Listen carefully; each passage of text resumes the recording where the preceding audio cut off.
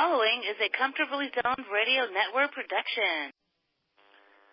You are comfortably zoned with me, the Zig Zag Man, in Alameda, California, right across the bay from San Francisco in the northern part of I'm alone today, so I'll say it, the second greatest state ever. New York, where I was born and raised, remains number one. Not for the weather, that's for damn sure, but for a lot of things, not the least of which are my roots. But California's pretty special, and we are having a fire-free day, and we've lost another Bush. In this case, George Herbert passed away, and I'm watching CNN. This is the morning they announced it, and nothing at all about Ollie North. I've been watching for like 4 hours, not even mentioned, and it's my considered opinion that that should have been the first paragraph mentioned in the first paragraph of his obituary. It won't be, and I have a philosophy. It's never too early, never too soon after a person passes to identify what he or she is really about, was really about in their lifetime. And I didn't write anything down. I'm just going to spat from the top of my head my impressions of what George Bush, a son of a career politician, was about. There was very little transparency and an overt evilness that was he and Barbara were a vicious couple. I'm just saying it. I mean, Barbara Bush was, first of all, to get off the subject of George, and we'll continue, because part of it is what they both bred together. They bred a son, Jed, who was governor of Florida when they didn't count the Chads, to get the other son elected. Whoa. Barbara Bush on her own, this is on her own, this had nothing to do with George. When Katrina went down, caused by decisions that were heaped upon him, but George Jr., made the decision to withhold funding, transfer funding somewhere else, and it caused Katrina, because engineers said that there was no chance that in the first hurricane that dam would survive. So there was funding set up to fix that dam, but it got diverted to Halliburton, who Halliburton, after Katrina, got the contract to rebuild. That's another thing that comes to mind. That was horrible times.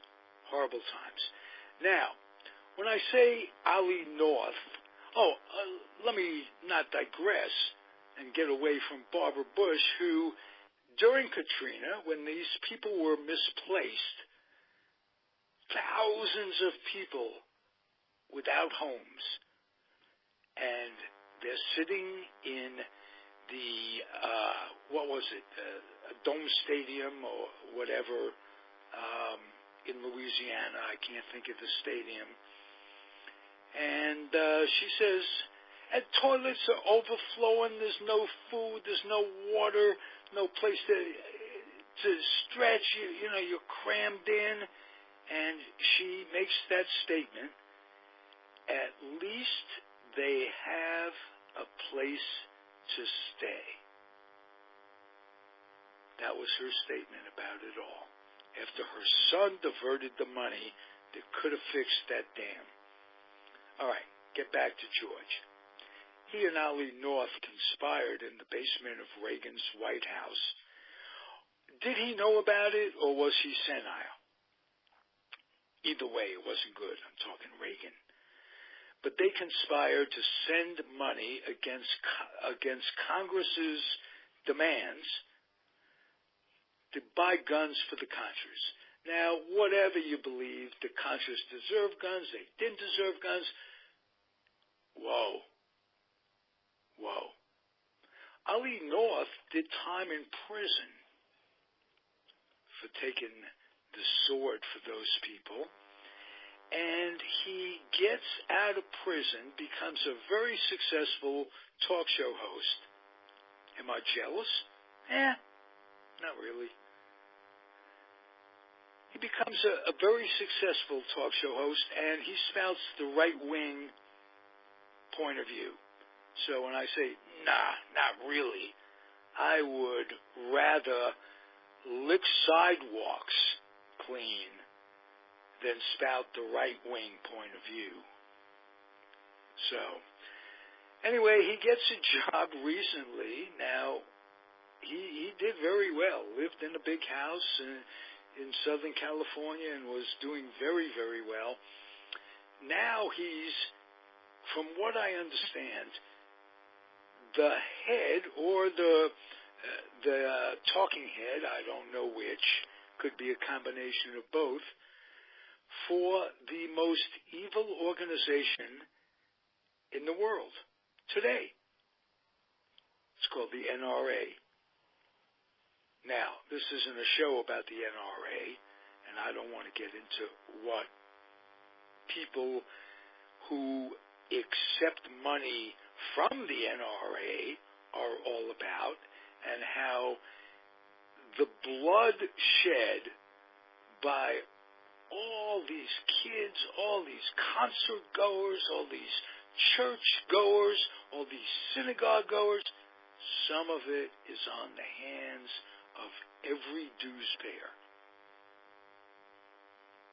Pure and simple. So this is, again, what Bush begat. It's like in baseball, there's a chain of managers that come down. McGraw era, the Connie Mack era, who was some of those, Branch Rickey and McGraw. Those are the two basic chains.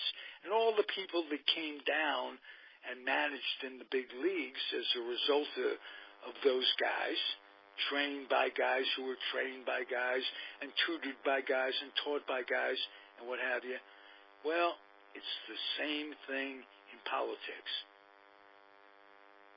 Another day we'll get into Bush's granddad,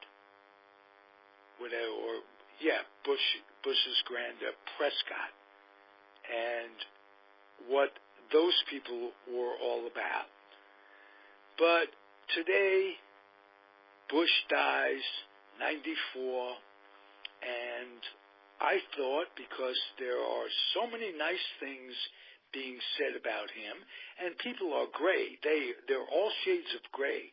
They're not black or white, all bad, all good.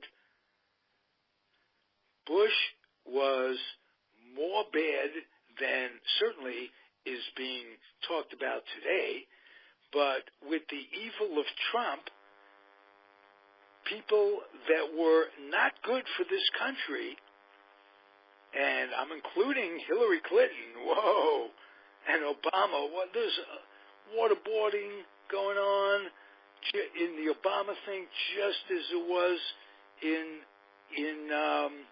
the Bush era. There was wiretapping, just as it was drone killings. wars going on. He won a Nobel Peace Prize, and there was never a day in his regime when he was when there was peace on earth. So Trump makes all of them look good by comparison. My mission today, my rant today, was not to make George Herbert Bush, may he rest in peace, look too good. And it's never too early for that. You got to understand, we mourn somebody, and, all right, he died. I'm sorry for his family. I truly am. And he had good points, as I say. No one is black or white. We're all shades of gray. He was a dark shade of gray, and that's my rant for today.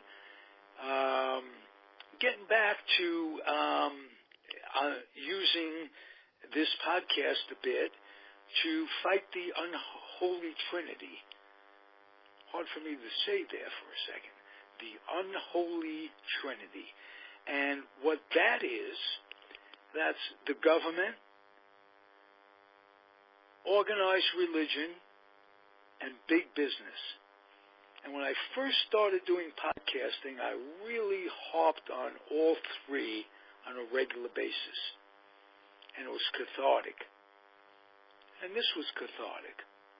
So, that's my podcast for today.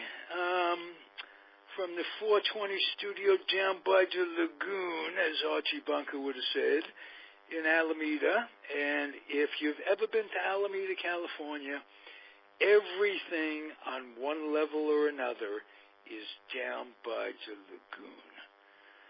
All right. Thank you for listening, everybody. I enjoy doing this, and keep the baby faith.